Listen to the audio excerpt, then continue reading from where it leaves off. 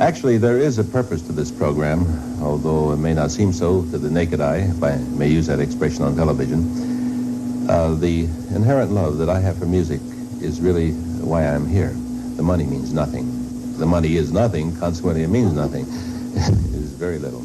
But it is a desire to illustrate music, taking sound to sight, more or less.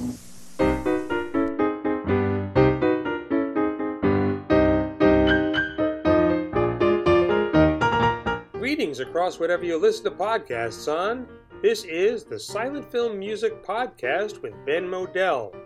It's the podcast that takes you inside the mind of someone as they prepare for, perform, and reflect upon performances of live musical accompaniments to silent films.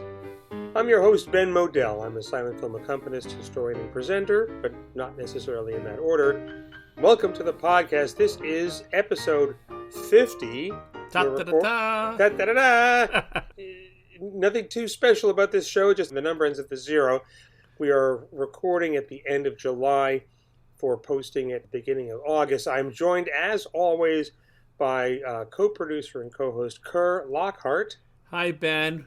Hey, We're not quite the dog days of summer, although we've just gone through a heat wave, but there's still plenty of good summer left and a lot of good summer shows. People go out and see some films to do that. This past Tuesday, we did a live stream of The Winning of Barbara Worth for the Cinema Arts Center. We're going to continue doing those every other month. I've got a whole bunch of home video projects. We can talk about that a little later. In June, I had an opportunity a few times to accompany serials, both not only American, but a film that was made in Italy that was heavily inspired, I think, by the serials made in the U.S. and as well as in France. I accompanied a few programs for the Women and the Silent Screen Conference, which had its opening program held at MoMA on June 1st, and then most of the screenings and talks and seminars were held up at Columbia University at the Lenfest Center for the Arts, and there were a few of us who accompanied. I know Makia Matsumura played for some shows, as did Donald Sosin and Liz Magnus. A wide variety of accompanists, and if you're spending a few days watching serials and other films like that, you definitely want a variety of music.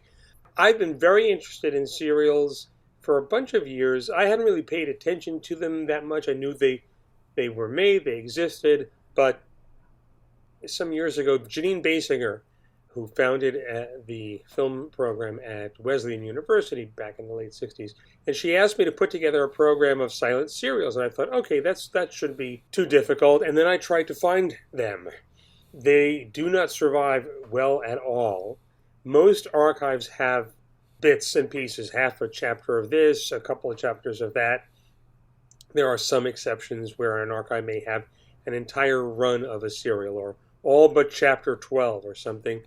The Library of Congress seemed to have a larger concentration of surviving serials than any of the others. And, you know, I do project with the Library of Congress, and I'm down there to accompany shows. So I was able to go through with Rob Stone what their holdings were, but it's still a handful of chapters of this, and they really were the first series television, like series television or limited series as we call them with streaming now, where you had these serials being made and released in the early teens, 1912, 1913, 14, which is really when they popped, at least here, where you had a film shown in your theater every week with the same performers playing the same characters in a continuing story. And much like episodic television or limited series, today the first episode is tons of exposition. A lot of serials, the first chapter would be 3 reels and the others would be 2. And then plot twists for a dozen chapters, and then it all gets wrapped up at the end. In reading trade magazines, as I have over the last year or two from 1916 and 1917, that was a draw for a lot of cinemas, that you had the new episode of Gloria's Romance or Pearl of the Army or The Iron Claw, or there's so many serials being made. The popularity of them is just absolutely astounding, and because the popularity of a lot of that sort of dipped after the Great War, the survival rate, like is the case with a lot of films from the teens, is not great. The other shift that happened after the Great War was that the women were no longer the big heroes or heroines of the films. There was pushback from censorship groups and morality groups and women's clubs and the like against seeing women running around on motorcycles, leaping off of trains, diving off of bridges, being in danger and that sort of thing. And so the serials from the 1920s, it's mainly guys and maybe a mysterious woman who's a sub-villain or something. And and as somebody said, history doesn't repeat, but it rhymes. Because this is so interesting. The other thing, the big movement that happens in the middle of the teens is that fewer women are directing and more men are directing. Yeah. And that had to shift it. And now we are back in serialized television, a new peak of serialized television. A lot of it is driven by female creators. And we're also having the debate among people distributing television. Should we parcel it out week by week, or do we give you everything all at once? Yeah. This is an active debate, but it seems as though the modus operandi of 1914 is really working better for many of the streamers to have going that one at a time. The water cooler factor. Well, Did you see such and such? What's going to happen? Well, the thing about binging anything is that you sit down, you binge it, and then you have to wait Wait for till them your to do friends another season, or they okay, I've seen all of this. Now what? Yeah, so, and you're going around looking for somebody to talk to about it. Yeah, which was difficult during the pandemic. But so these screenings at the Women in the Silent Screen conference, a number of what I was playing for anyway, were serials or serial chapters, or what survived of them. And what was interesting for me was the challenge of playing for them, because it's tension and release, intrigue, mysterioso, chase, and then we're on to something else. And it's one thing to play, it's 1915, and you play for the latest episode of The Iron Claw, and then a comedy short and a newsreel, and then whatever the dramatic feature is.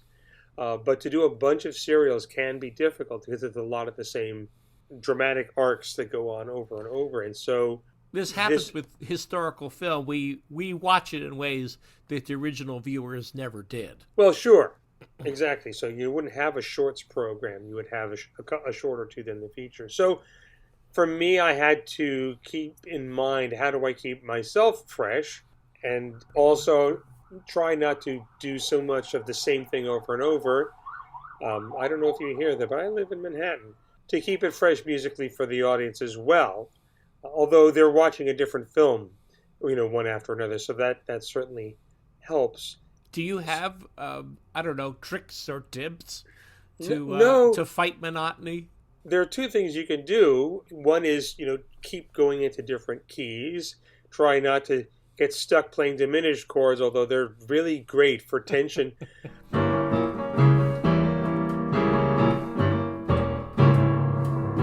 Now, at MoMA, what instrument were you playing? Oh, so for the shows at MoMA, I played the piano.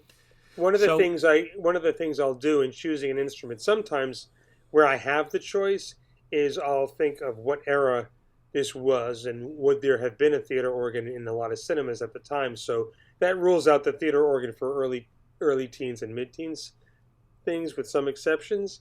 And sometimes it's, do I really want to go through the work of setting this thing up for just one show? Mm-hmm. So, when I played for To Save and Project back in January, I knew I was going to play for the Edward Everett Horton shorts at one time, and then later that day for the Fire Brigade, which you really need the organ. So I thought, it's totally worth it. We'll set up the organ. So this was all piano, and then the shows up at the Lenfest Center for the conference, this is all digital. I brought my digital keyboard, Makia brought hers, Donald brought his, et cetera, et cetera. So I stuck with the solo piano. I should think one danger might be with piano and serials would be a lot of repeating chords and get tiring your wrist out. Yeah, banging, definitely. Yeah. Well, yes, and this is so, in the moment while I'm playing, I'm trying to think, okay, try another key, play it another key. What key have I not played in yet? And also to remind myself that holding a chord instead of hitting it over and over and trying to think of the piano less as a percussion instrument, even though that's what a piano is. But you can hold sustained chords and try to find. It's a fun challenge to say, okay, what else you got? What else can I do here? Have I done this already? And just keep watching the screen. One of the things that was fun was that the first of the two programs I played at the Women in the Silent Screen conference were serials that didn't survive as complete chapters. I think there was an episode of The Purple Mask with Grace Cunard and one or two others. And I was sensing the audience response in the room, and I was thinking maybe it's not really grabbing people, or maybe this is it's a lot of people from academia, and maybe they're just taking it in. But the second program, if I'm not mistaken, had serial chapters that were either complete or complete enough, so they were full stories, and the reaction from the audience, same bunch of people, was completely different. They were just able to connect with the story and the story's emotional arcs much better. And so there were laughs in places, and you could just sense the vibe in the room that the people were connecting, and that affected my playing. I think I didn't have to work as hard, or I felt like, I don't have to create as much tension and drama because I can sense audibly and just from the back of my neck that the audience of people were really into the films. They're engaged, yeah. Yeah. So with the clear understanding that this music may not stand on its own as music, as much as many of your scores, let's hear some serial examples. One of the films I accompanied at MoMA on June 1st, which is not necessarily a serial, it's a film called The President's Special. And it was one of those films where I thought, I hope I can get a screener of it because I don't know this film. And then I looked it up, and sure enough, I had played for it the previous September during MoMA's series of newly restored Edison and Biograph shorts. And I thought, this is the one with the train. So there is a lot of tension and release in the film because there's a plot point of somebody trying to warn a train before some accident happens, which is the plot of a number of other, Hazards of Helen kind of serials. So we'll listen to some of this in the context of a film that wasn't necessarily part of a serial. This is live in performance on June 1st, 2022. Yours truly at the Steinway in Titus II, the Titus II Auditorium, accompanying a few minutes of The President's Special.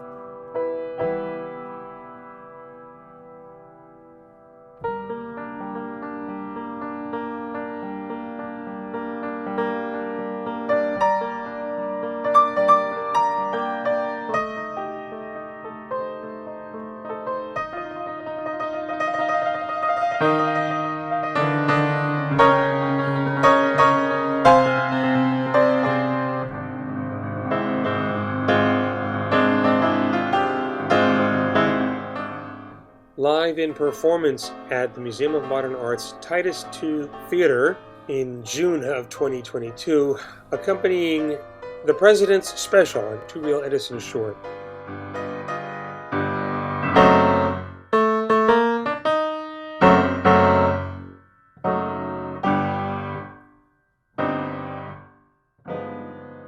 It looks absolutely amazing.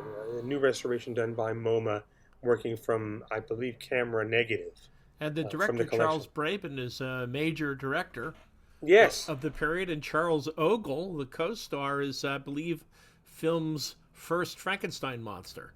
Okay. For Edison. So. Oh, all right. Well, lots of historical goodies there. Yeah. Yeah, and if you ever get a chance to see The President's Special, one of the things that you'll notice is there are scenes at the home of somebody, a couple, where somebody goes off. There's a train or a car approaching. Actually, there's two different locations where they clearly built the set of this person's home, and also I think the railroad engineer's shack, or whatever you want to call it, on train tracks, because A, the tablecloths are blowing like mad, but out the window of the back of the set, you can see the train or a car coming up the road or the rails in the direction of the building that we're supposedly inside. And it's very, very interesting and clever use of staging and set building and perspective. Unlike a serial, though, the film takes about twice as long as a serial might have to tell the same story. But that's just the way the film was made at the time. We need an East Coast equivalent to John Bengtson, who finds all the Hollywood locations. We need someone who figure out where in East Orange. Yeah, where in Jersey or Fort Lee or the Bronx where they shot this. But if you ever get a chance to see these films, they're not on home video. They were shown as part of a month-long series at MoMA that was supposed to have run in March of 2020. I think 3 or 4 of the programs were run, and then everything shut down. So it just got rebooted last September. Another thing that got rolled over from the beginning of the pandemic was a screening of a film, Philebus, that I was supposed to play in April of 2020 at the Cinema Arts Center, and that got shelved temporarily. And as things started to reopen at the Cinema Arts Center, we resumed our monthly in-person screening. We started in May with The Cameraman, and in June we showed Philebus. Now, Philebus is, looking here, is an Italian feature film adventure with a mysterious sky pirate making daring heists. Yes, and it's a woman masquerading as a man to be part of the escapades of this film. And it's an Italian film that survives at the iFilm Museum. I believe it's the John Desmet collection.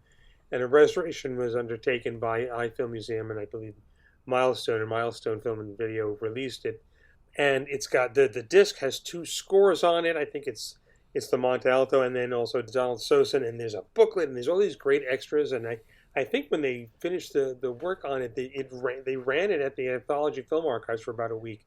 But the film itself, when you look at it, you realize, and it was released, it's a 5-reel film, but it was released with the option of running it either as a feature or as separate 1-reel chapters. So each reel break is kind of at a story break point. But it's definitely influenced by, if not American serials, then the ones that were being made in France. Right, sure. Fantomas and the vampires, and that's what's coming to mind as I'm reading these descriptions. Oh, sure. You realize that serials it wasn't just an American thing or American and they weren't in cheap. France. For somebody like me who associates serials with Buck Rogers, because that was on TV when I was a kid. Yeah, so with lizards walking around rocks, supposed to be dinosaurs. Yeah. Yeah, I mean, everything was paper mache. At this point, serials were at the top of the industry. Oh yeah, the production values and the filmmaking is excellent, and like I said, they were huge draws. So people kept coming back to see this over and over. And so Philebus has a similar kind of, there's a similar challenge of tension and release for me to go through. What again was fun for me was the show itself. This is the second in-person show at the Cinema Arts Center after reopening. They reopened a little later than some other cinemas, but that was only because or largely because of construction work on renovations that had to be postponed because of the pandemic, and then it just took longer to reopen. But the second wave of reopening that's happened in the last few months, after the first reopening in the summer and fall of last year, there's much more joy in people gathering in a theater to watch something, whereas last year was what I heard a lot of was, "Oh, it's great to be in the theater together. It's great to be together again." But there's a lot more. I don't know. Just the spirits are a little different, and so I wasn't sure if people were going to get into it. But there were two things that happened. Number one, we had a pretty full house, and this is a movie no one's heard of, with a title that means nothing, starring people that no one has heard of from another country. And yet we had a real nice turn. I think people just really wanted to come out, and they had a great time. And they really got into the story. And that's something, again, listening to the audience, sensing the vibe in the room. And again, this is a show where I opted to play piano for the film instead of the theater organ, which is what I usually use at the Cinema Arts Center. They have all the equipment. I just show up with my laptop, and we go into, plug it into this house sound system. But in this case, I wanted to use the upright, because it just seemed like it might fit a little bit better. Mm-hmm. So this was, again, me listening to the audience, and it's the music you'll hear isn't super different from what you might have heard when I was playing at MoMA, but there was something about June of 2022 where I found myself accompanying a lot of serials where there wasn't as much of a dramatic arc as there might have been in a typical dramatic feature. People always ask me if I have a favorite thing to play for, or do I get tired of certain things. And even if it's something that's a challenge or something I'm playing a lot of, then that's an opportunity for me to grow, or try to anyway. So I'm, okay, I haven't played in this key yet, so I'll try that.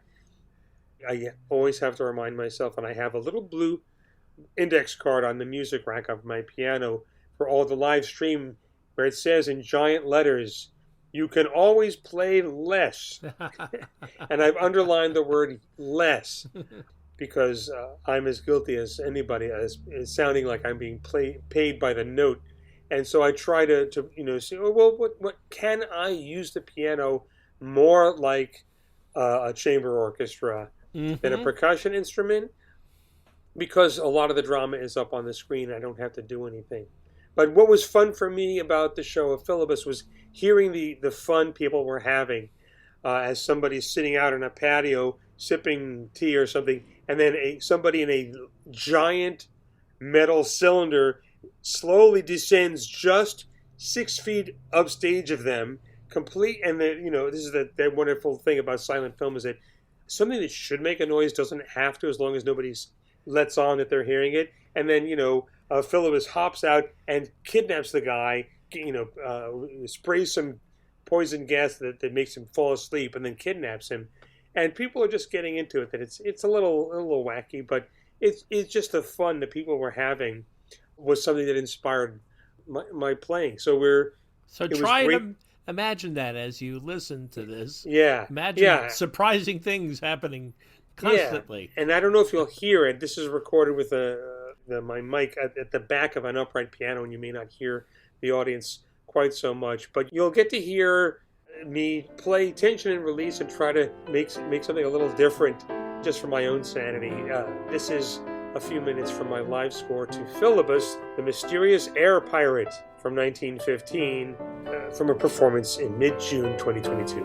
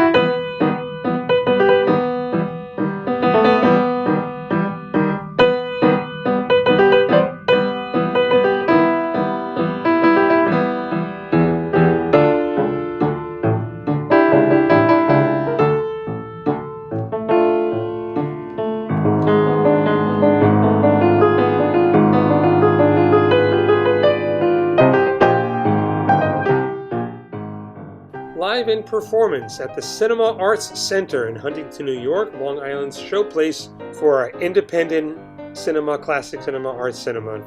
Yours through accompanying Philibus, the mysterious air pirate from 1915.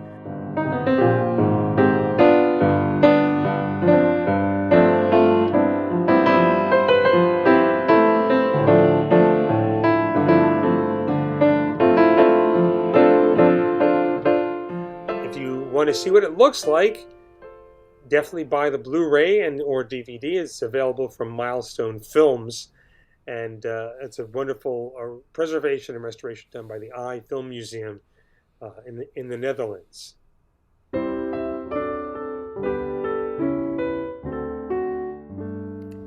You know, your comments about how to play and how not to overplay kind of puts me in mind. We talk over and over again, but I don't think it can be overemphasized, the special kind of engagement that an audience has with a silent film when it is working properly. It's almost as if you go inside the film much more than you do with a film with synchronized sound. Oh, absolutely. You go into that, and it makes me think of, we did not get a chance last episode to talk about the book you're developing about the universe. Yeah, I mean, it's something I call the silent film universe, and that's the name of the book. For those of you who subscribe to my blog, you'll be familiar with what will wind up in the book, because it's started out as a series of about 65 blog posts that I did last year, and it's been crafted into a manuscript now, but it's all about this trance-like state that you enter into during a silent film show, especially if you're in a theater. There's something almost transformative about it.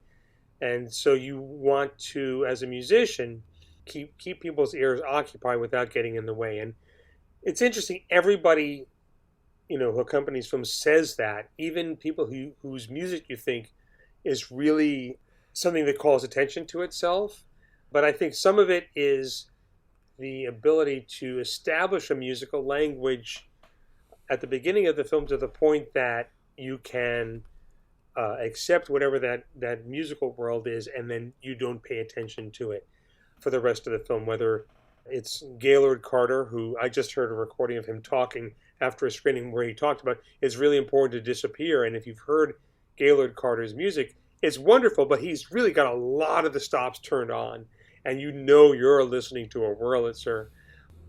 Everything from that to just about anybody else. But it is a bond that happens between the audience, and it's part of what is happening in that quote from Kevin Brownlow, where he says that with silent film, the audience is the final participant in the filmmaking process. It's all those pieces of our own existence that we bring up into the world of the film that makes it a universal experience. The book will be out. I don't know when. I'm still working on it. I have a few friends who are going over the manuscript, and once we get another pass or two at it, I'll have more. But it's called The Silent Film Universe, and that'll be a book I'll most probably put out through Undercrank. Heaven knows, you really don't have anything to do. I know you. No, I don't. Just kind of lolling around, staring at the wall. Yeah.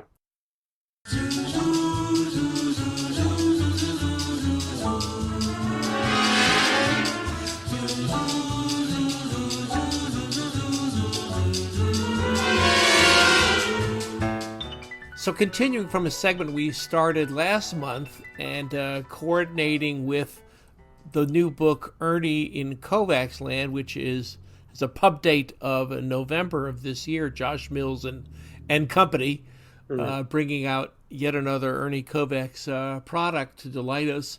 We decided we'd talk about Ernie and music to keep with the theme of this podcast, because more than most other comedians, he has a very special relationship with music. We're going to talk about Ernie's sort of invention of the music video. Oh yeah. It's fascinating to see how he used this technique and how early he started playing around with it. The book Ernie and Kovacs Land is being published by Fantagraphics, and it's edited by Josh Mills, Pat Thomas, and myself. It's just going to be crammed with images and articles and things Ernie wrote or scribbled or doodled in a very inventive and fun way. And so that'll be out at the end of the year. Ernie had a very basic working knowledge of classical music, picture postcard stuff, as Edie Adams called it. And once they started dating, or somewhere along the line there, she, having been a Juilliard graduate herself, informed Ernie's musical appreciation, and he really just took to it. And one of the things he does in his specials for ABC 1961 is something he calls sound into sight. These music videos that there's one where there's a bunch of surgeons doing an operation, and the music is from the Firebird Suite.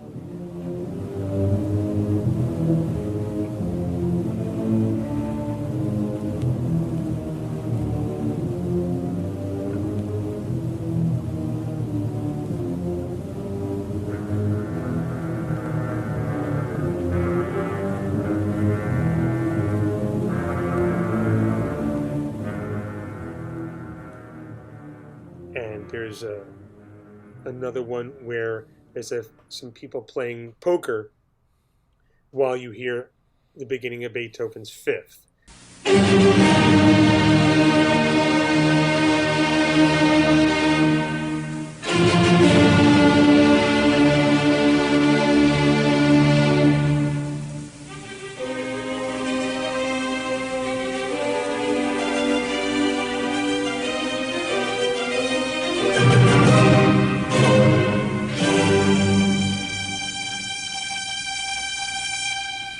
One of the most famous of these sequences is a street scene, very dark film noir street scene, done with the music of Bartók's Concerto for Orchestra.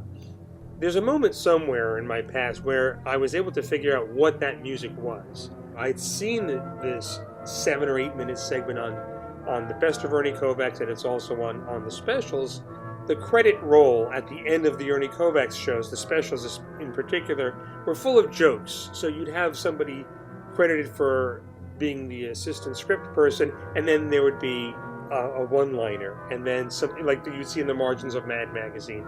And then the music would just say, music by Bubbles, Bartók, and Hank Haydn. and it doesn't say what the piece was, and if you didn't know who this was, you were stuck. And there's a piece, I finally figured out what it was years ago. There's one of these music pieces where you see a bunch of people sitting around a table eating in time to a piece of music. It's from the ballet Seven Beauties by Karakarayev. Oh my goodness. And I stumbled onto it, I forget why. That's a deep cut. Yeah, it really is. But I remembered him mentioning the composer's name and saying Karakarayev, if I may use that expression on television.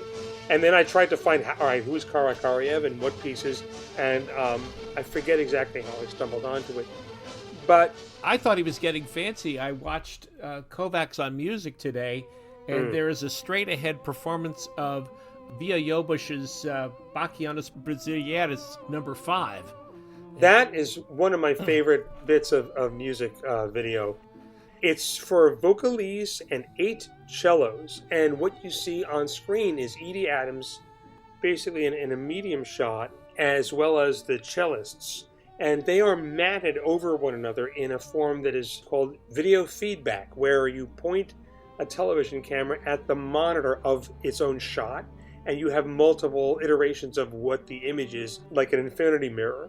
Her performance is absolutely breathtaking.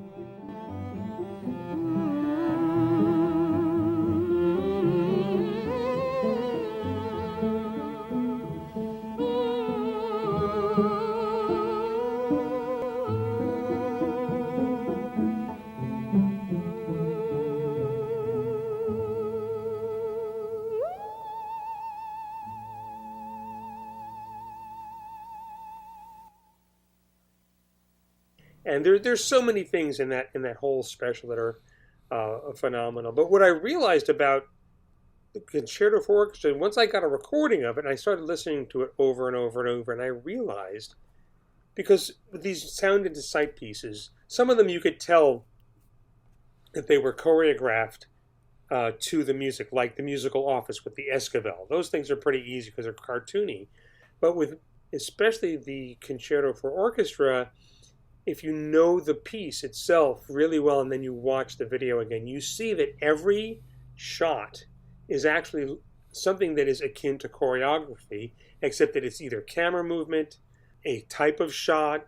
When there's a dissolve to a close-up of a cat's face, it matches a like a little flute line, and then when the next thing happens musically, we cut to a wide shot. A lot of the times, if you're looking for a linear narrative on screen, you won't see it because it isn't there. But what we're watching is dictated by the musical phrases that are happening. So the long, slow tracking shots in or out at the head and tail of the sequence are meant to be a cinematic equivalent or a form of choreography that matches the music. I do wonder whether his director, a lot of these TV directors in the classical field, somebody like the late Emile Ardolino, read music and they would direct from a score. And if they were doing a broadcast of an opera, they would have the score marked up as though it were a script. And I do wonder, as I look at Concerto for Orchestra, did his director have a score, or was Ernie calling the cuts? Or it was Ernie. It was Yeah. definitely Ernie, and he is either the credited director or credited co-director on the specials. Mm-hmm. And the other thing that's really phenomenal about those music pieces is that you look at them and you think that, oh, each shot is cut.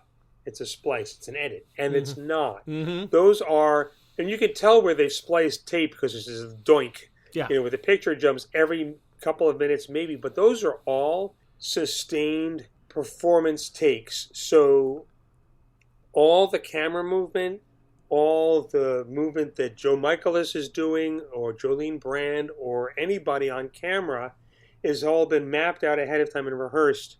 And this is why, you hear the stories that, oh, Kovacs went way over budget, and, they were taped on a Sunday, but they would go way into triple gold and overtime. Well, when you watch one of these things and think, they had to do this in one take.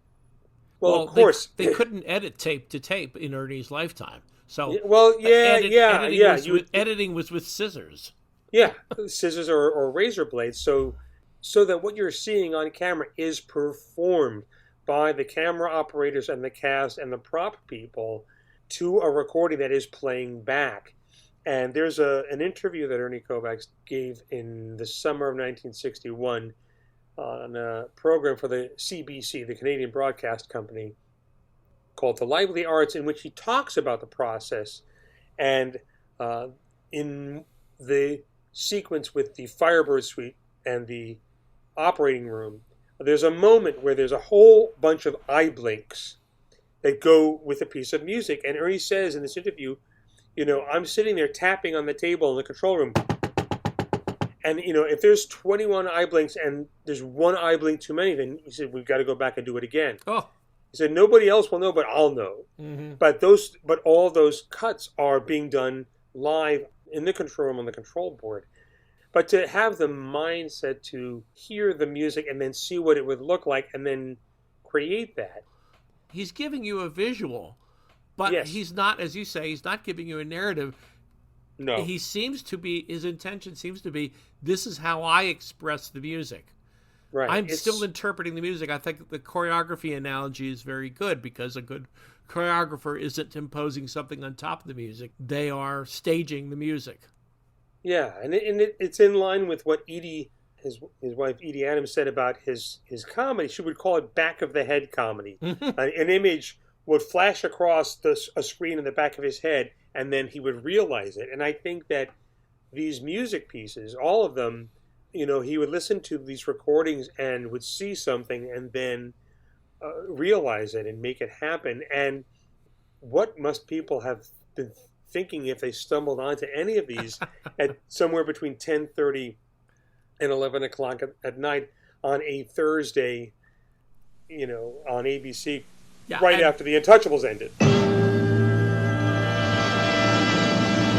And we just drove past something, I don't know if all of our listeners know, Some of these sequences were scored with music from the Mexican band leader Esquivel. He was labeled in what was in the 90s. They called it space age music. Yeah, space age bachelor pad. It's pop music over-arranged, comically over-arranged, and you would recognize an Esquivel arrangement because the chorus is singing zoom zoom instead of lyrics, and they're going boing in the middle of a song. And the orchestra tends to go boing. So it is crazy overarranged. They're fun. They're really fun. Ernie edited Jealousy and Sentimental Journey. Yes, that's the musical Office. That's one of my favorites. The Office, there are no people in the Office piece. It is at one moment Bobby Lauer is discovered on set and he's surprised. He runs out. Okay, so there's the exception. Bobby's the one who, by the way, looks like he should have played the Buster Keaton story. He's very short. Yeah, little guy. Yeah. And he does what I would call real world animation. Yes. Drawers go in and out. Water coolers bubble.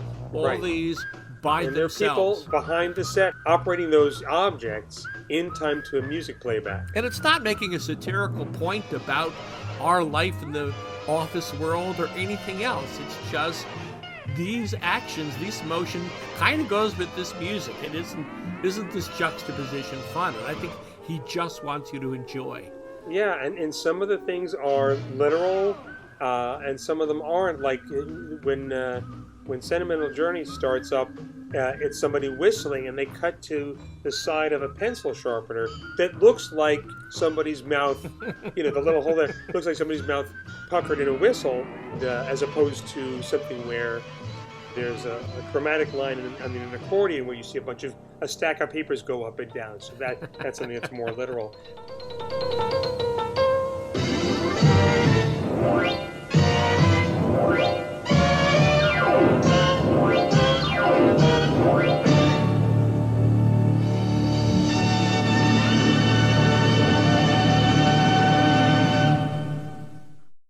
But these sound into sight pieces are absolutely fascinating, and I think that the Concerto for Orchestra and the Story of a Drop of Water, I think, is his masterpiece, and it's done to the Lieutenant Kijé suite by Prokofiev.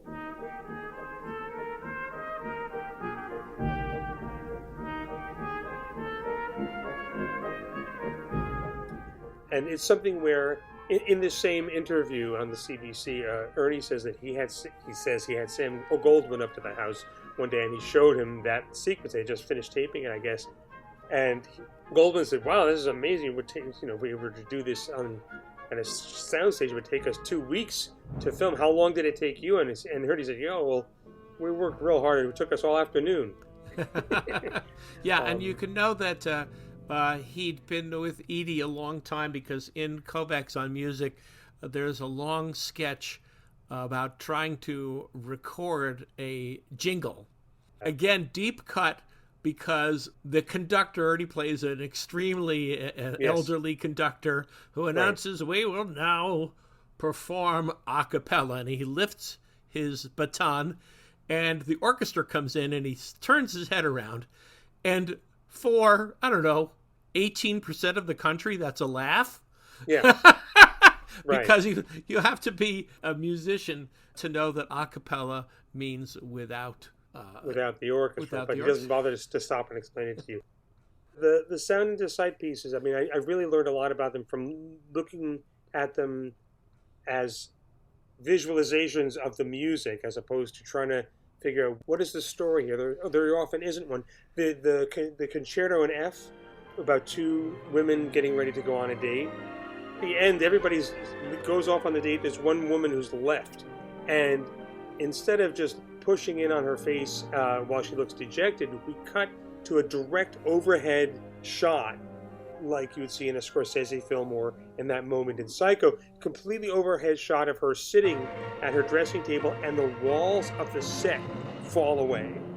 And it's just such a brilliant, expressive way of doing that. It probably took them forever to line this up and get it right once.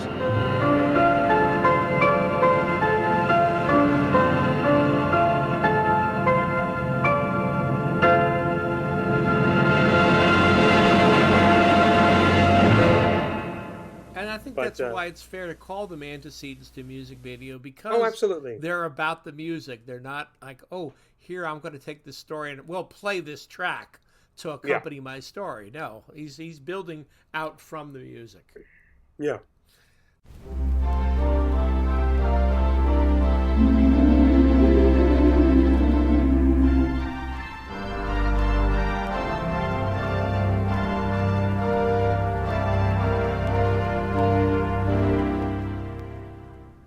The Silent Film Music Podcast is brought to you by Undercrank Productions, the home of the neglected and unexpected in classic film. And this is an exciting month for Undercrank because we're back to Lon Chaney, courtesy of historian, collector, musician John Marsalis.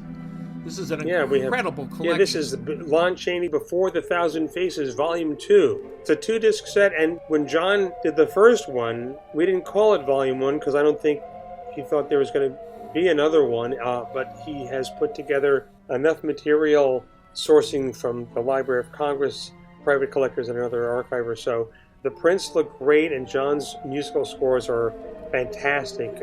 These are scores he's done with digital orchestral samples, as he did on the first volume. And the other thing I've done is that I'm reissuing the first volume on Blu-ray at the same time. So if you want to update or upgrade, or if you haven't gotten Volume 1, here's your opportunity to buy on Blu-ray. But so there are in this set, there are 2 virtually complete features. Yes. One of which has sat untouched. If you'd like to actually know all the trivia about the provenance of the prints and how all the restoration, listen to episode 88 of Nitrateville podcast. And here's why you want this one. You get the earliest complete Lon Chaney film by The Sun's Rays. This is the first complete film in which he plays a major role. And we've got 2 features, the Oubliette and the Scarlet Car. And there's some films like Triumph and The Scarlet Car where you can really see Chaney's acting style and acting chops, and it's much more, dare I say, contemporary in a way than the people he's in the scenes with. It's very underplayed and very compelling. Here is somebody who is really a fine actor. Right, so you get to see him without Before the Thousand Faces.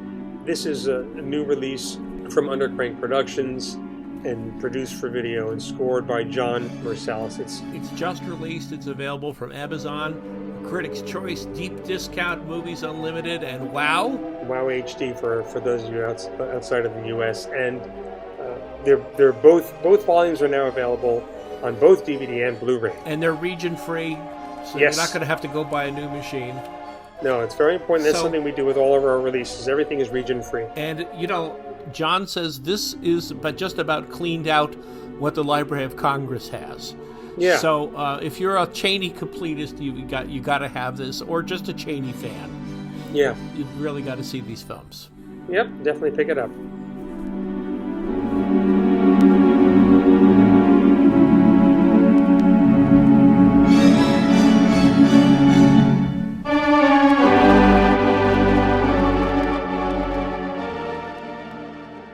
Incidentally, I mentioned episode 88 of Nitrateville, and the first half of that episode is a chat with Richard Simonton, who was absolutely instrumental in Undercrank's release of the Edward Horton films last year. Without him, those films would probably have been lost. So that is a fascinating segment. Again, if you're into how these films survive and what needs to be done to keep them available, Richard Simonton was there with Harold. Yeah, with Harold Lloyd, and he preserved a lot, not only the Harold Lloyd films, but a lot of Paramount silence. And so I'm very glad that Michael Gebert included him on an episode. Richard Simonton's name is one everybody should know, along with people like David Shepard and Serge Bromberg and all those other people. He saved a lot of film.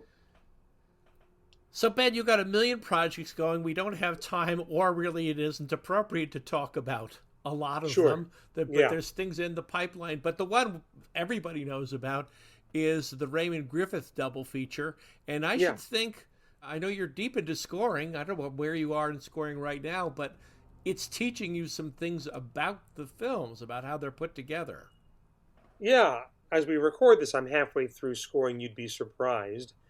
One of the things I find fascinating about You'd Be Surprised is that as much as on the surface it looks like a drawing room whodunit, like Clue, the movie or show of it or something like that, because it takes place in one main room and a couple of side rooms on a large yacht or something like that. There are so many things in the film that could not happen on stage. There are blackouts that are very quick, and when the lights come back on, whatever has just taken place could not possibly have taken place in the 2.5 seconds of screen time that have elapsed. Entire groups of people have left the room. Somebody has been murdered, and nobody has heard any of this. And suddenly the lights are on, and now there's a guy on the floor with a knife in his back, or he's suddenly disappeared. And this couldn't work in synchronized sound either if you made it as no, a film. There's no way to remake it. And it's fun that the titles, I think, they're by Ralph Spence and Robert Benchley. And so the title cards are lots and lots of fun. Top and comedy so, writers. Yeah. Spence supposedly was paid by the word for his titles. So I'm having fun going through it. Paths to Paradise was a much more intensive process in that there were a lot of separate sequences that needed very deliberate, specific scoring for each of them. Then it culminates in this huge chase, whereas the scoring for You'd Be Surprised, it's a little bit more the tension and release, as we were talking about at the top of this episode, but a little bit more comedy styling, and it's sort of a blend of it. And what's also fun is that with Raymond Griffith, there's so much personality, much like in the way when I accompany Harry Langdon, you're watching his eyes and his face because you can tell what he's thinking. And with Langdon, a lot of the slapstick is happening inside his head. With Griffith, you're watching him take things in and come up with new twists or new ideas. And he's so darn charming. You just go on the ride with all of it. So it's been a lot of fun working on that. I mean, he's literally a comedian who could get away with murder. Yeah, really can do the most wonderfully appalling and amoral things. Yeah, because he's and just pleasant. say, "Oh, I'm so sorry. Was that you?" And we'll just go along with it. So we're very excited about that. The restoration work on both pictures is completed, and the grading work has begun. And I'm just going to say, if you're not familiar, I know we've talked about it before. We talked about it when the Kickstarter ran. There's something to enjoy in all the Undercrank releases. And I'm saying this, I'm not an employee, okay? Okay, so I'm just saying this myself. Of everything that's been released, I mean, Griffith, potentially, if we had more of his films, if more had survived, and I think he would have the solid number 5 position among the great silent feature film comedians. I think so. He had to evolve from playing a supporting role in scripted films, i.e. not comedian-driven, but script-driven films. But he emerged from that at the very end of the silent era. He's part of that final flowering, along with Laurel and Hardy, of just the amazing blossoming of the medium. Again, talking about the silent film universe, he's a creation of that.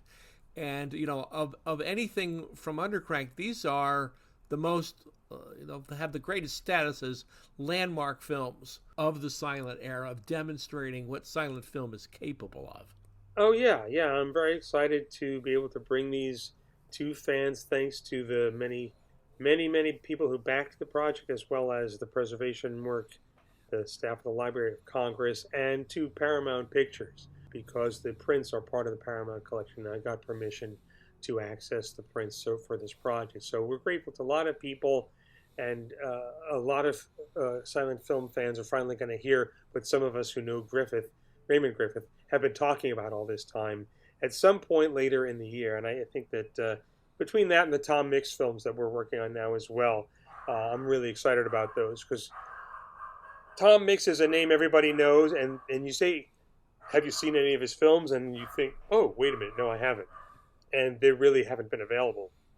And so those are and those are fun as well. His survival rate was appalling, going by. Oh, it's disgustingly awful. And you could say, oh, it was the Fox Vault fire in '37 because he worked for Fox, but he made 82 features from 1919 to 1929. You would think there would be prints of some of them. He's making 6-7 films a year, that some of them would have survived. But I think maybe because, well, there's always another Tom Mix film coming in a couple of months, no one thought to take care of them, and they were never released to the show at home or Kodascope market, so there are no 16 millimeter prints.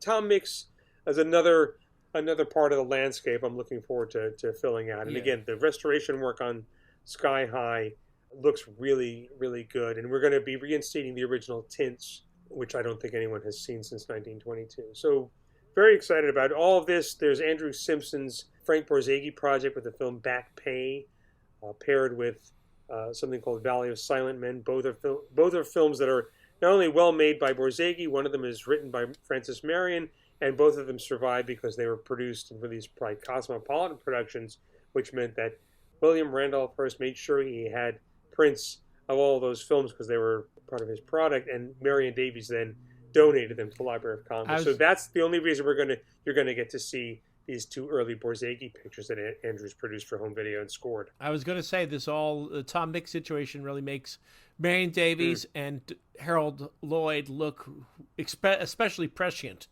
at a time, particularly in the late 20s, when these films were considered to have no value, that the silent era was over and time to throw all this in the scrap heap. And there were some people who said, not so fast. Yeah, that it's worth hanging on to. And this is something tying into Kovacs that Edie made sure she held on to and got her hands on as much of Kovacs material as she possibly could. And she always said, she said to me a number of times that she knew that the interest was going to turn back around, and at some point people were going to be ready for it. So it was important to hang on to it. So they were also working with Kathy Fuller Seeley on a Francis Ford project, restoring The Craving, and a couple of other shorts. So there's a lot of these home video projects that were kind of percolating during 2021, and suddenly the floodgates opened in January. I've already released this. The Cheney set will be the third thing I've had out this year so far, and there'll be a few other things out by the end of the year.